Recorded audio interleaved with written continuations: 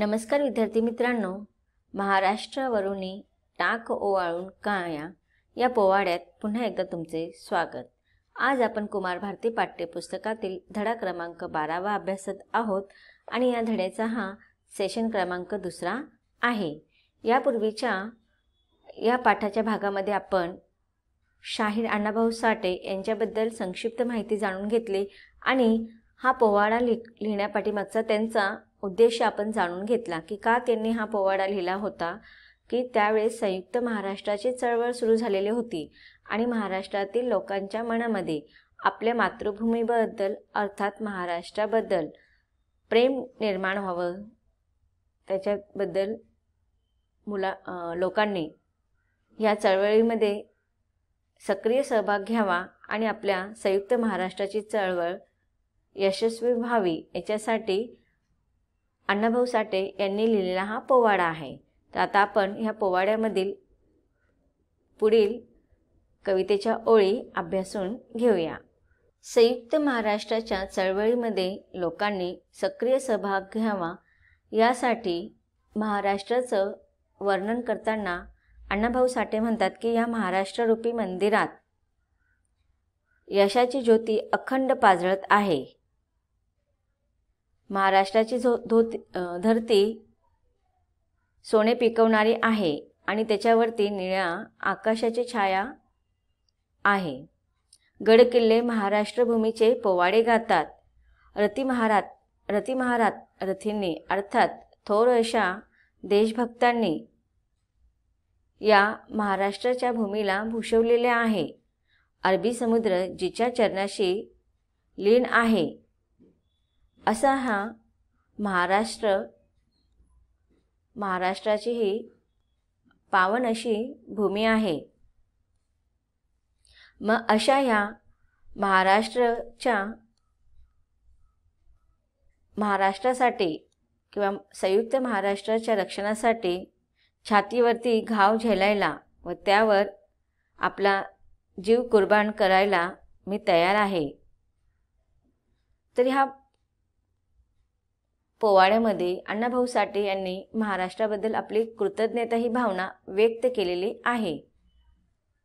पुढे ते म्हणतात की ही मायभूमी धीरांची, शासनकर्त्या वीरांची, घामाची आणि श्रमाची, खुरप्याची आणि दोरीची, संतांची शाहिरांची, त्यागाच्या तलवारीची, स्मरून धुरंधर आता त्या शिवराया, महाराष्ट्रावरून टाक ओवाळून काया।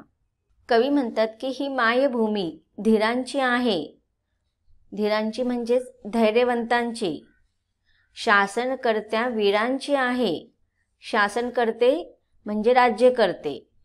की आपण आपल्या भारताच्या इतिहासामध्ये पाहतो, आपल्या महाराष्ट्राच्या इतिहासाचं वर्णन करताना आपण नेहमी वाचतो की आपल्या ह्या मायभूमीमध्ये, आपल्या ह्या महाराष्ट्राच्या मातृभूमीमध्ये धैर्यवंत त्याचबरोबर शूर असे शासनकर्ते होऊन गेलेले आहेत। आणि हे शासनकर्ते म्हणजेच हे राज्यकर्ते कसे होते? वीर होते आणि त्यांनी आपले वीरतेचं प्रमाण नेहमी दिलेलं आहे। आपल्या ह्या मातृभूमीच्या रक्षणासाठी त्यांनी जीवाचे बलिदान देऊन ते वीर असल्याचे आपल्याला सांगून गेलेले आहेत ते। मग अशा ह्या वीर राज्यकर्त्यांची ही भूमी आहे, अशा या थोर धैर्यवंतांची ही मातृभूमी आहे। त्याबरोबरच कवी म्हणतात की घामाची आणि श्रमाची, खुरप्याची आणि दोरीची। घामाची आणि श्रमाची म्हणजेच घाम गाळून कष्ट करणाऱ्यांची, श्रमांचीच म्हणजे कष्टकरी किंवा मेहनतकरींची, खुरप्याची आणि दोरीची। तर बघा इथे कवीने सांगितलेले आहेत की आपली ही मातृभूमी आहे ती शेतकऱ्यांची पण आहे, कारण की दिवस रात्र शेतीमध्ये ही मातृभूमी जी आहे तर कष्टकरी अशा शेतकऱ्यांची पण आहे। आपण पाहतो आपल्या भारताच्या इतिहासामध्ये आपण पाहतो की आपला देश हा कृषीप्रधान देश आहे आणि या कृषीप्रधान देशामध्ये आपल्या शेतकरी बांधवांनी आपल्या जीवनाचे अनेक सगळा आपला जीवनच त्यांनी आपल्या देशासाठी वाहून दिलेला आहे। दिवस रात्र ते काय करत असतात, शेतामध्ये राबत असतात, घाम गाळत असतात, कष्ट करत असतात. मग अशा घाम गाळून कष्ट करणाऱ्या शेतकऱ्यांनी आणि कष्टकरींनी ह्या भारत मातेचे रक्षण केलेले आहे. पुढे ती म्हणते की खुरप्याचे आणि दोऱ्यांचे, की शेतकऱ्यांचे जे खुरपे म्हणजे तुम्हाला माहिती आहे की शेतामध्ये काम करण्यासाठी विविध प्रकारचे अवजारांचा उपयोग केला जातात. खुरपे असतात, फावडे असतात, नांगर असतात. तर ह्या खुरप्यांच्या सहाय्याने शेतकऱ्यांनी काय केलेलं आहे, आपल्या ह्या मातृभूमीला संपन्न केलेलं आहे. कशाने, की पिकं पिकवून आपल्या ह्या मातृभूमीला हिरवीगार केलेले आहे, संपन्न केलेले आहे. आणि या खुरप्यांच्या आधारावरतीच आपली ही मातृभूमी सुजलाम सुफलाम झालेली आहे. तर अशी शेतामध्ये वेगवेगळ्या अवजारांचा उपयोग केला जातो. मग ते खुरपे असतात, फावडे असतात, नांगर असतात. मग या खुरप्यांच्या साहाय्याने शेतकऱ्यांनी काय केलेलं आहे, आपल्या या मातृभूमीला नटवलेलं आहे. विविध पिकांनी आपल्या मातृभूमीला सुजलाम सुफलाम केलेले आहे. मग अशा या कष्टकरी शेतकऱ्यांच्या खुरप्यांची ही मातृभूमी आहे. आणि त्याबरोबर कवी म्हणतात की दोरीची. दोरी म्हणजे तुम्हाला माहिती आहे की ते शेतकरी काय करतात, आपल्या कमरेला दोरी बांधतात आणि मग विहिरीतलं पाणी मोटाच्या साह्याने ते शेतामध्ये आणत असतात.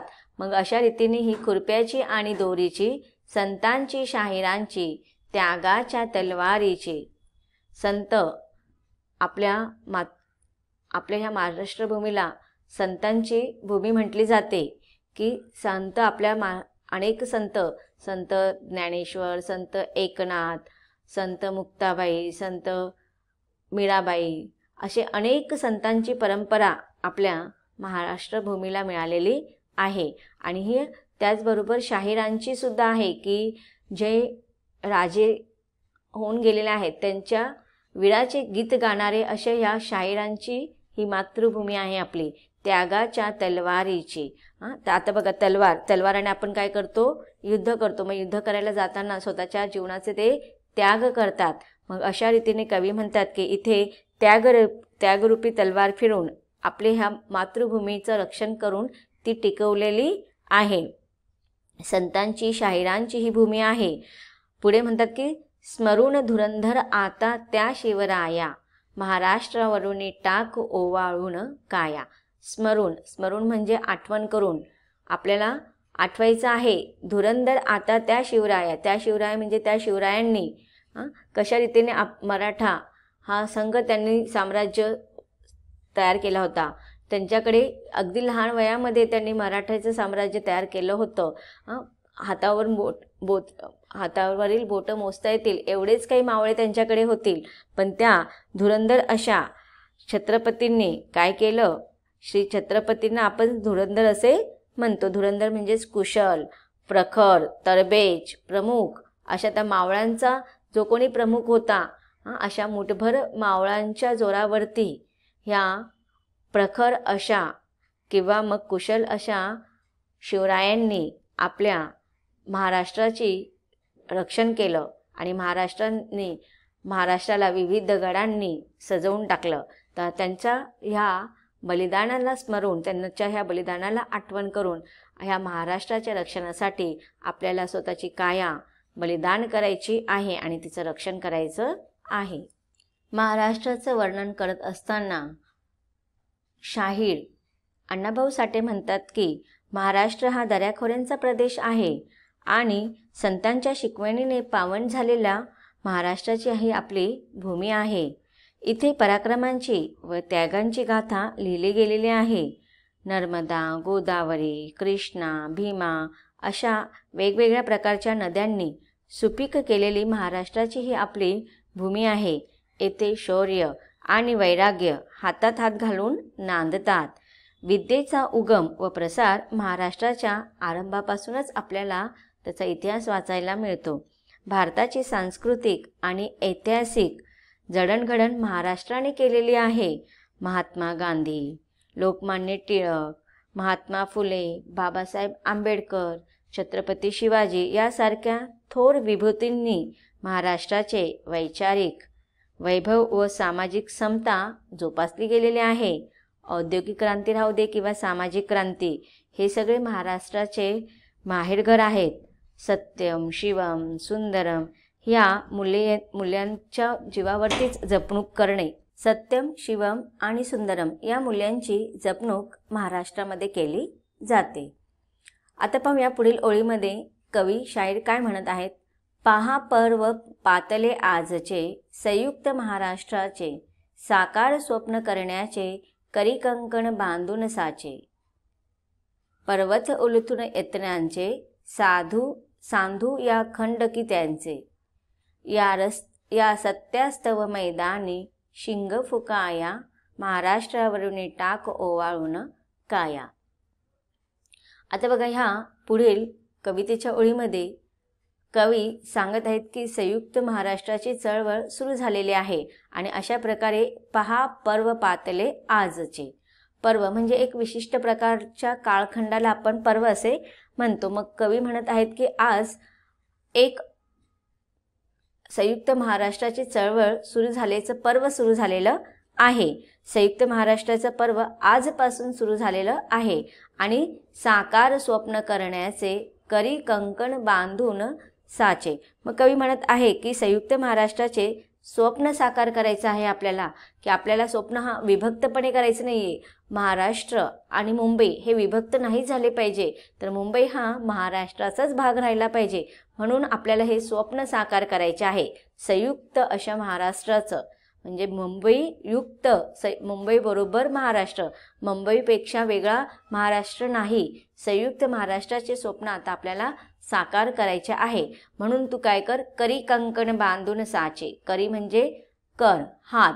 कंकण बांधून साचे म्हणजे सत्याचे आहे, कंकण तुला बांधायचे आहे.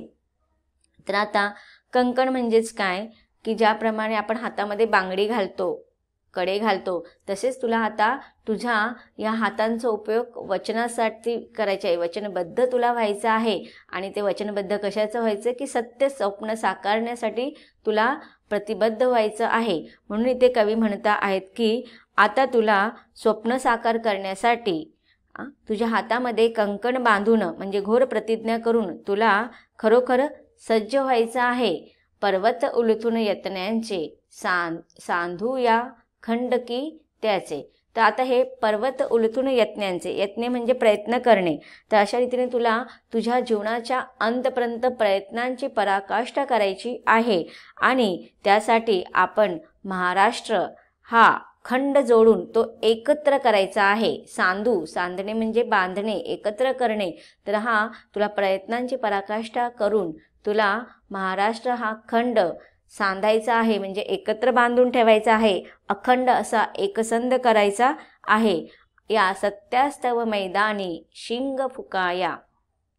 आता शिंग म्हणजे तुम्हाला माहिती असेल की एक प्रकारचं शिंग हे काय असतं, तर तुतारीचं एक रणशिंग म्हटलं जातं आपण त्याला. की रण म्हणजेच काय, युद्धाच्या क्षेत्राला आपण रण म्हणतो. मग जिथे युद्ध सुरू करायचं असतं ते रणशिंग फुकले जातं.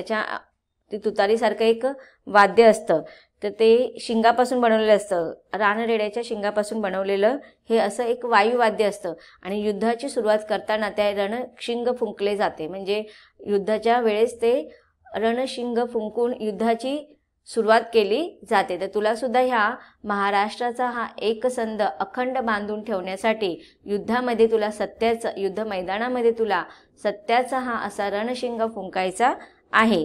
म्हणजेच काय, अखंड महाराष्ट्राच्या संरक्षणाचे जे काही सत्य आहे ते सत्यासाठी तुला मैदानात संग्रामाला किंवा युद्धाला सुरुवात करायची आहे. आणि त्याच्यासाठी रणशिंग फुंकले पाहिजे. आणि अशा या महाराष्ट्राच्या रक्षणासाठी, त्याच्या एकात्मतेसाठी तुला स्वतःचे काया शरीर काय करायचं आहे, बलिदान द्यायचं आहे. आता आपण ह्या कवितेच्या ओळीमध्ये आलेल्या कठीण शब्दांचा अर्थ समजून घेऊया. कवितेच्या ओळीमध्ये आलेल्या कठीण शब्दांचा अर्थ पाहूया. धीरांची, शूरधैर्यवंतांची, धुरंधर, कुशल, तरबेज, प्रमुख, पातले, आले, कंकण, कडे, बांगडे, साचे, खरे, पर्वत, मोठे, डोंगर, उलथून, उचलून टाकणे, यत्न, प्रयत्न, सांधू, जोडे, खंड, तुकडे, सत्यास्तव, खरेपणासाठी. वाक्यप्रचार आणि त्यांचे अर्थ पाहूया.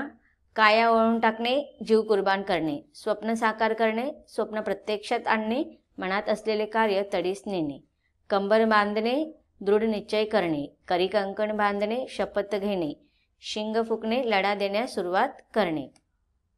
तर अशा रीतीने आपण या कवितेतील ओळींचा भावार्थ समजून घेतलेला आहे.